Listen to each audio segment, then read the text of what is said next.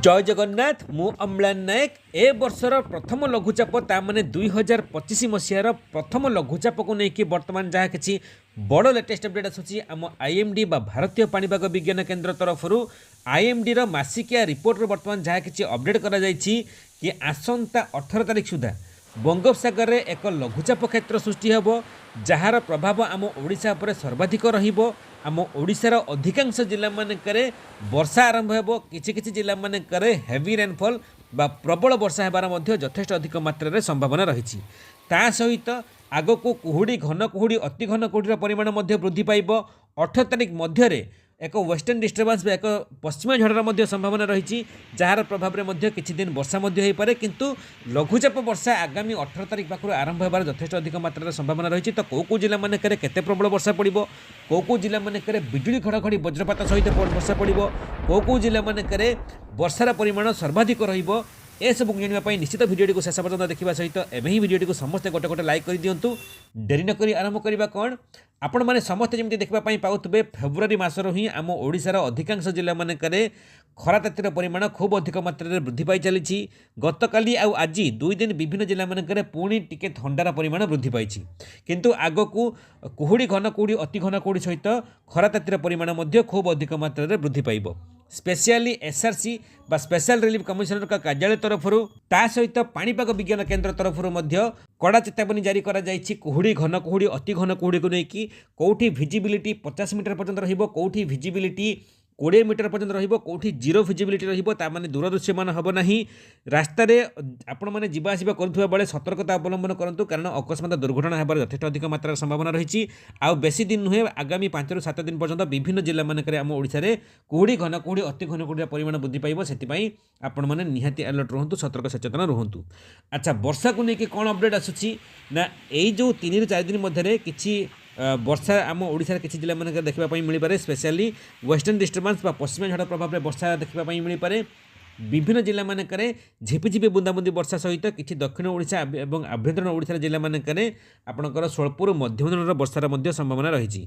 जिला गुड़िक है आपणकर कंधमाल, कोरापुट, मालकानगिरी, नवरंगपुर, रायगड़ा, गजपति, गंजाम, जगतसिंहपुर, कटक, खोर्धा, पुरी, नयागढ़ ए सब जिला मानकरे आपणकर पश्चिम झड़र संभावना रही। सहित संबलपुर, बरगड़, देवगढ़, झारसुगुड़ा आउ आपणकर अनुगुल, ढेंकानाल मध्य पश्चिम झड़ प्रभाव में पाग मेघुआ रहा सहित झिपिझिपि बुंदाबुंदी वर्षा पड़ पारे। किंतु आगको बड़ वर्षा को लेकिन बर्तमान जहाँ किसी सूचना आसूची कि आसंता 18 तारिख सुधा ए वर्षर प्रथम लो प्रेसर एरिया बा प्रथम लघुचाप क्षेत्र बंगोपसागर सृष्टि होब।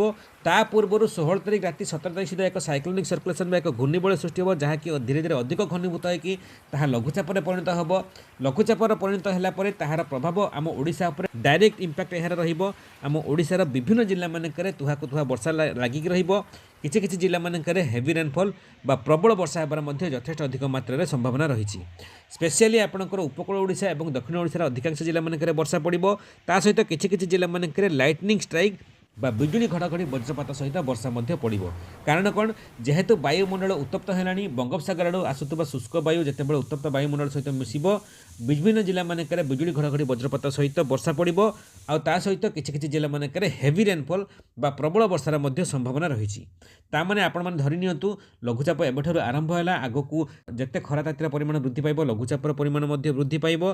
ता सहित प्री मॉनसून रेन बा प्राक मौसुमी जनित वर्षा पड़िबो, ता परे परे जायकि मॉनसून रेन बा मौसुमी वर्षा पड़िबो। आगकू ए वर्ष जेहेतु खरा तातीर परिमाण खूब अधिक मात्रा वृद्धि पाइलानी, आगकू एप्रिल मे मास सुधा पुणी एक बात्यार मध्य संभावना रही। जहाँ किसी वर्तमान एनालिसिस करा जाउछि कि एते खरा तातीर परिमाण एबेठार वृद्धि पाइलानी माने आगकू ए वर्ष खरादिनिया बात्या मध्य देखिबा मिल पारे। तो ताहा तो पछ कथा, किंतु जानिक रखंतु 18 तारिख पाखर लघुचाप सृष्टि होउछि। को जिला मानकरे केते प्रबल वर्षा पड़िबो तार कौनसी अपडेट वर्तमान आसी नाही। सैटेलाइट इमेजेस माध्यम केते एरिया रे यार प्रभाव रहिबो, जहाँ किसी प्राथमिक आकलन जना पड़ुछि कि आपणकर दक्षिण ओडिशा और आभ्यंतरीण ओडिशार किसी जिला ता सहित सबू उपकूलवर्ती जिला मानकरे यार प्रभाव रहिबो। किंतु को जिला मानकरे केते प्रबल वर्षा पड़िबो, केबेठारु आरंभ होबो, आ केते दिन जे लागिक रहिबो परवर्ती भिडियो आपण मानकु जणैदेबी। सेतिपई निहाती चैनल सहित जड़ित होइकि रहंतु।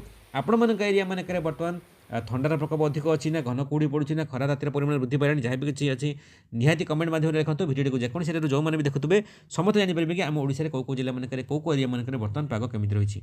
वीडियो भल लगे बहु मात्रा समस्त शेयर करने सहित छोटिया लाइक वीडियो को भूलिबानी। जय जगन्नाथ, वंदे मातरम।